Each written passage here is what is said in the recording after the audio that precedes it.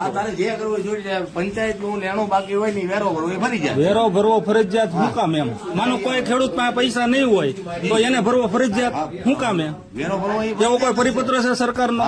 ક્યાં છે? તો ડીડીઓ પાસે આપો મને પરિપત્ર આપો. તમારે દેવો પડે કાકા. અમાર નો દે ડીડીઓ પાસે એમ ન હોય, ડીડીઓ પાસે ન હોય. ડીડીઓ પાસે હું ના જાઉં છું. જે ગરીબ ખેડૂત છે જેને સરકાર સહાય દે છે એને તમે વેરો કેમ ભરાવો? જે હોય કે પંચાયત ને લેણું બાકી હોય ને ન ભરવો પડે. મને ખબર છે, હું જાણીને ન ભરવો પડે. કાગળ લેખી લેતા હો ડીડીઓ નો. કોની પાસે લાવું? ડીડીઓ કાગળ લેતા હો કે વેરો ભરવો એ ફરજિયાત નથી એટલે અમે નહીં લેવી દઉં. કાંઈ વાત.